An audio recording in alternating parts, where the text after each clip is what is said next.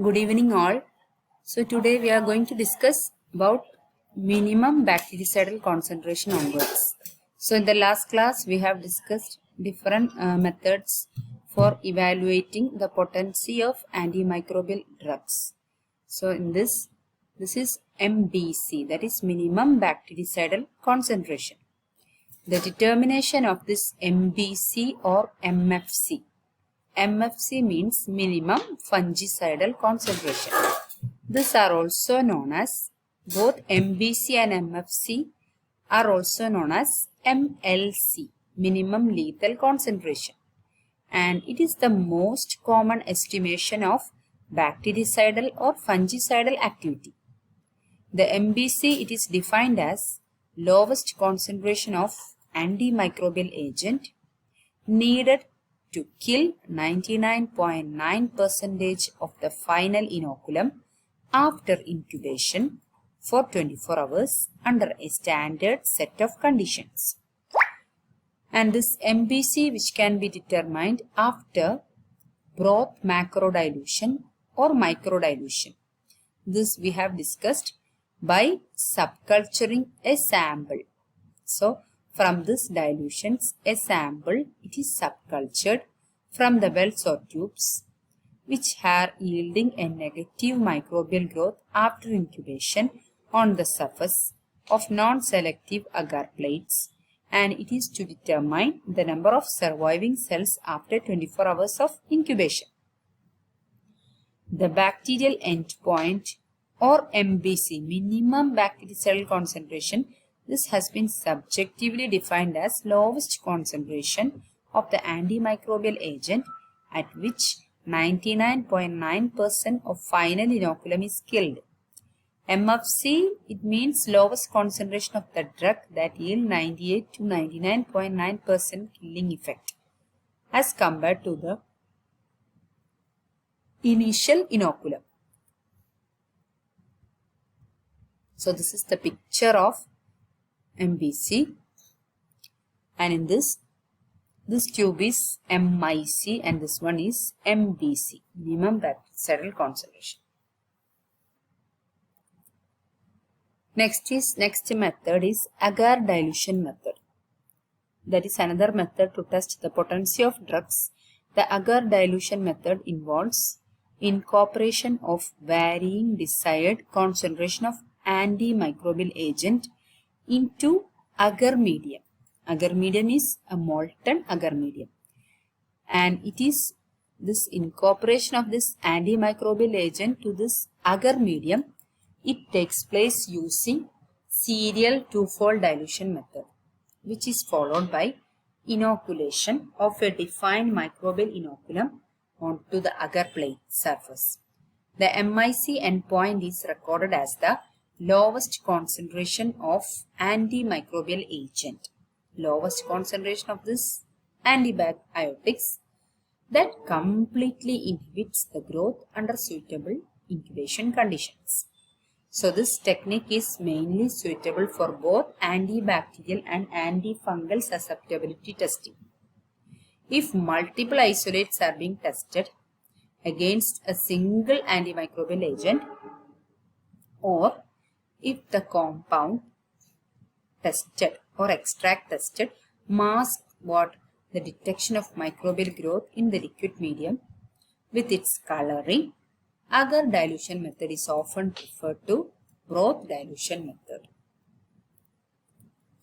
Nowadays, commercially produced inoculum replicators are available, and this can transfer between 32 and 60 different bacterial inoculum to each agar surface. And the agar dilution, it is often recommended as a standardized method for the fastidious organisms and anaerobes, and also to the Helicobacter species. It has been used for antifungal agents too, that is such as Candida species, Aspergillus, Fusarium and dermatophytes. This method presents a good correlation with E-test. E-test means epsilometric test. We will study in detail in the antibiotic susceptibility testing. Okay, so it has presents a good correlation with heat test, mostly for the antibacterial testing against gram-positive and gram-negative bacteria. And the category comparison of agar dilution, disc diffusion, and growth macrodilutions, it gives an excellent results. This is the picture of agar dilution method, that is serial dilutions are made, and this bacterial colony in the plates like this. And this is MIC. There is minimum concentration of antibiotic in which inhibits the growth, that is MIC. Next important test is time kill test. Time kill test is the most appropriate method for determining bactericidal or fungicidal effect of this and towards the antimicrobial agent. It is a strong tool for obtaining information about the dynamic interaction between this antibiotic and microbial strain. So it shows a dynamic interaction, and this test reveals a time-dependent or concentration-dependent antimicrobial effect. For bacteria, this test has been well standardized and described in M26, a document of CLSI.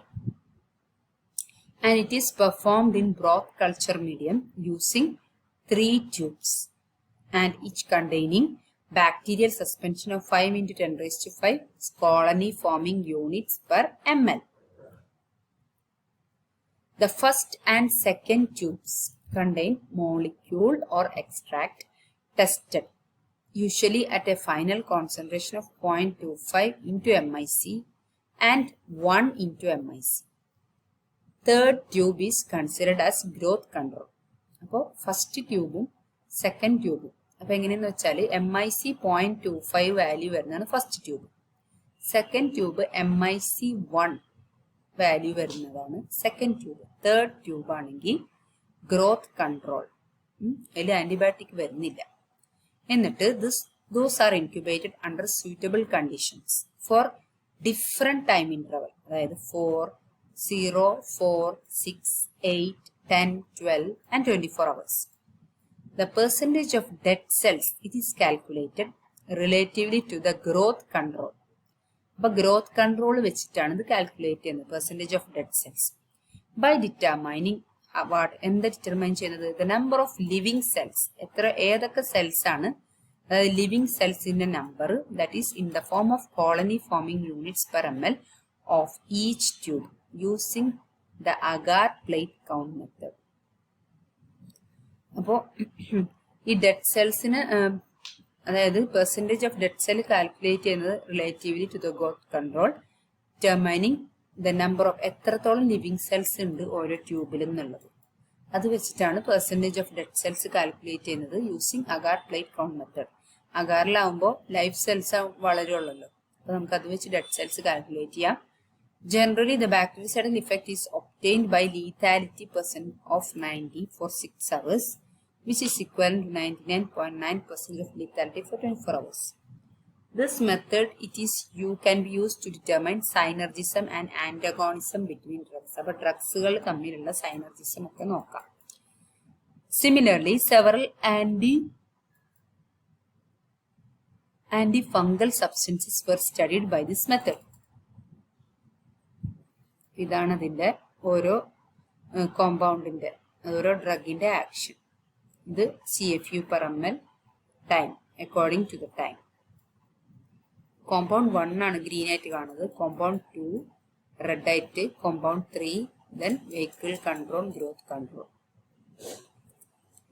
Next method is ATP bioluminescence assay.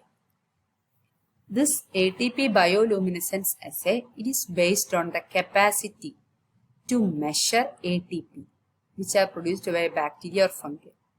Because ATP, it is a chemical form of energy of all living cells.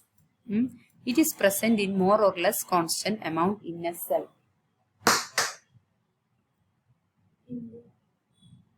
Therefore, its quantification it is used. So quantification is used. It is to estimate the microbial population in a sample. A microbial population quantify ചെയ്യും. In this method, D-luciferin in the presence of it is a substance when in the presence of ATP. So it is this test is to check the capacity to measure ATP produced by the bacteria. If our ATP is produced, this ATP reacts with in the presence of D-luciferin, which converted by the enzyme luciferase, it can be converted to oxyluciferin, and this oxyluciferin that generate light. The quantity of emitted light, എത്രത്തോളം light emit ചെയ്യുന്നു അത് നമുക്ക് measure ചെയ്യാൻ സാധിക്കും by the luminometer, and this is expressed as relative light unit, which can be converted to RLU molecule of ATP. Thus there is a linear relationship between cell viability and luminescence measure. And this assay has a large range of applications, such as in cytotoxicity, in situ evaluation of impact of biofilms, drug screening, etc. The rapidity is the major advantage of this technique that provides quantitative results. Indeed, it has been demonstrated that this technique can provide results in 3 to 5 days for antibacterial test in comparison with conventional dilution techniques, which require 3 to 4 weeks of incubation. And this assay also has advantage of being used for antimicrobial testing in vivo or in situ. This is the picture of bioluminescence assay ATP in the presence of enzyme luciferin plus oxygen, enzyme luciferase oxyluciferin, that it produces light, and amount of this light can be measured. Next is flow cytofluorometric method. Several years ago, the usefulness of flow cytometry for susceptibility testing of microorganisms was suggested. Thus, many authors investigated antibacterial and antifungal activities of many drugs using this methodology. The rapid detection of damaged cells by this technique the rapid detection of damaged cells. It may depend upon the use of appropriate dye staining. So, damaged cells can be detected by using appropriate dyes. Thus, therefore, propidium iodide, it is a fluorescent and intercalating agent. It is a dye. It is an intercalating agent and a fluorescent dye. It is widely used as DNA stain. Several studies have reported on the effectiveness of flow cytometer as a tool for antibacterial testing of essential oils against Listeria monocytogenes, using combined staining with